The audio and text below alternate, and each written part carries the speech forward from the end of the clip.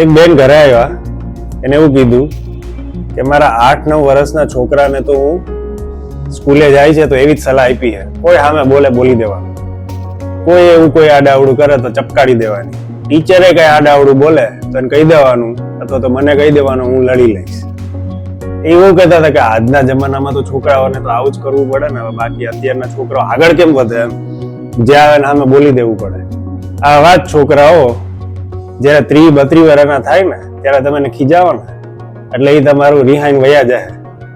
આવા જ છોકરાઓ વધારે ઇમોશનલ થાય અને આવા જ છોકરાઓ વાતે વાતે ખોટું લગાડશે. તમારા છોકરાઓને એવું સમજાવો કે શાંત કેવી રીતના રહેવું, સ્થિર કેવી રીતના રહેવું. કોઈ સામે કઈક આડાવડું બોલી દે તો સમજી વિચારીને બોલવું, સિચ્યુએશન શું હોય એ પ્રમાણે બોલવું. આવા જે છોકરાઓ તમે તૈયાર કરશો ને એ જ સક્સેસફુલ થાય. બાકી પહેલા તો ભારાડી જ થાય, ગુસ્સો આવશે, ગમે કરી નાખશે, 15 લાખનું રમકડું લઈને ગમે એની ઉપર ચડાવી દે તો ભાઈ કરવાનું શું? છોકરાઓને ગમે ત્યાં માથું મારતા ના શીખવાડો. ગમે એવી સિચ્યુએશનમાં સ્થિર કેવી રીતના રહેવું, શાંત કેવી રીતના રહેવું, સિચ્યુએશન કેવી રીતના હેન્ડલ કરવી એ શીખવાડો.